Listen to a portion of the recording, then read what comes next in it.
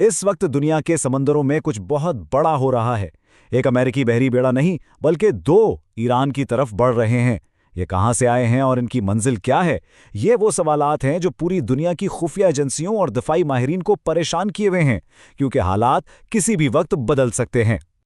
एक और खूबसूरत अरमाडा इस वक्त ईरान की तरफ बढ़ रहा है। ये अल्फाज थे डोनाल्ड ट्रंप के। सिर्फ चंद अल्फाज में एक बहुत बड़े फौजी इक़दाम का ऐलान, और इसका लहजा साफ बता रहा था कि ये कोई मामूली चाल नहीं है। और ये वाकई कोई मामूली बात नहीं है। तारीख में पहली बार अमेरिका के दो सबसे ताकतवर बहरी बेड़े यूएसएस अब्राहम लिंकन और यूएसएस हैरी ट्रूमैन एक साथ ईरान को घेरने जा रहे हैं। अब्राहम लिंकन तो पहले ही वहां मौजूद है, लेकिन अब दूसरे बेड़े की आमद ने खतरे की घंटी बजा दी है और एक बहुत बड़ा सवाल खड़ा कर दिया है। लेकिन ताकत के इस बेमिसाल मुजाहिरे के पीछे एक ऐसी स्ट्रेटेजिक रुकावट छुपी है जो इस पूरे मंसूबे की बुनियादें हिला सकती है। जरा सोचिए, आप इतना बड़ा, इतना ताकतवर ऑपरेशन शुरू कहां से करेंगे जब आपके पास इसे शुरू करने के लिए कोई जगह ही ना हो? यही वो गुत्थी है जिसे अमरीकी फौजी मंसूबा साज सुलझाने की कोशिश कर रहे हैं। इतलाआत ये हैं, और ये हैरान कुन है, कि खित्ते के सबसे बड़े इत्तेहादियों ने साफ इनकार कर दिया है। सऊदी अरब, कतर, कुवैत, इराक और बहरैन सबने कह दिया है कि ईरान के खिलाफ हमारी ज़मीन और फ़िज़ाई हुदूद इस्तेमाल नहीं होंगी। ये अमेरिका के लिए एक बहुत बड़ा धचका है। तो आइए ज़रा इस दूसरे बेड़े यूएसएस हैरी एस ट्रूमैन की ताकत का अंदाज़ा लगाते हैं। और ये कोई आम जहाज़ नहीं जनाब, ये तो एक तैरता हुआ किला है।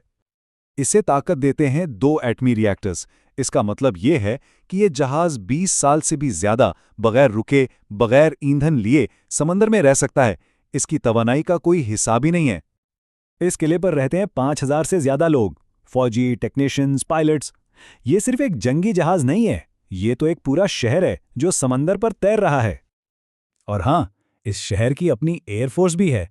90 जंगी तैयारे और हेलीकॉप्टर्स, जिनमें F-18 सुपर हॉर्नेट्स भी शामिल हैं, हर वक्त हमले के लिए बिल्कुल तैयार। और ये अकेला नहीं चलता, इसके साथ एक पूरी फौज है। टोमाहाक क्रूज मिसाइलों से लैस जंगी जहाज, गाइडेड मिसाइल क्रूजर और समंदर की गहराइयों में छुपी एक एटमी आबदोज। मतलब ये एक मुकम्मल, खुद मुख्तार और इंतहाई खतरनाक फोर्स है। तो फिर सवाल वहीं आ जाता है, अगर खित्ते में किसी ने जगह नहीं दी तो ये इतना बड़ा तैरता हुआ किला, ये पूरी फौज आखिर जाएगी कहां? अगर जमीन से नहीं तो फिर कहां से? इस सवाल का जवाब एक ऐसी जगह छुपा है जिसका शायद किसी ने तसव्वुर भी नहीं किया होगा। वो जगह है सोमालीलैंड। सोमालीलैंड, जी हाँ, वही सोमालिया का एक अलग हुआ खित्ता। कहा यह जाता है कि इसे सबसे पहले इजराइल ने तस्लीम किया था, और अब इसी जगह पर मुत्तहिदा अरब अमीरात और इजराइल की मदद से एक नई जदीद बंदरगाह बन रही है। और इसकी लोकेशन देखें, खलीज अदन के बिल्कुल दहाने पर, यानी इस पूरे खेल का सबसे खुफिया लेकिन सबसे अहम मोहरा। तो कहाँ का जवाब तो मिल गया, लेकिन अब आता है सबसे बड़ा सवाल, क्यों? आखिर ये सब कुछ हो क्यों रहा है? और इसका जवाब आलमी तेल की सियासत में छुपा है। देखें, आलमी सियासत में एक लफ्ज़ इस्तेमाल होता है, चोक पॉइंट। ये वो तंग समुद्री रास्ते हैं जहां से दुनिया का ज्यादातर तेल और सामान गुजरता है। इसे यूं समझें कि ये एक ऐसी हाईवे है जिसकी सिर्फ एक ही लेन हो। अब जो उस एक लेन को कंट्रोल करेगा वो पूरी ट्रैफिक को कंट्रोल करेगा। तो ज़राए के मुताबिक असल मंसूबा सिर्फ ईरान को घेरना नहीं बल्कि इससे कहीं बड़ा है। मकसद है बहरे अहमर और खलीज अदन जैसे दुनिया के अहम तरीन चोक पॉइंट्स पर मुकम्मल कंट्रोल हासिल करना, और इनके ज़रिए पूरी दुनिया की तेल सप्लाई की नकील अपने हाथ में रखना।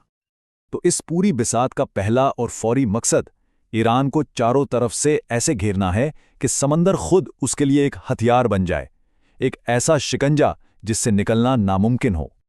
तो सवाल ये है कि क्या ये सब सिर्फ दबाव बढ़ाने का एक ड्रामा है, या फिर ये उस तूफान से पहले की खामोशी है जिसका सबको डर है? इसका जवाब शायद हमें बहुत जल्द मिलने वाला है।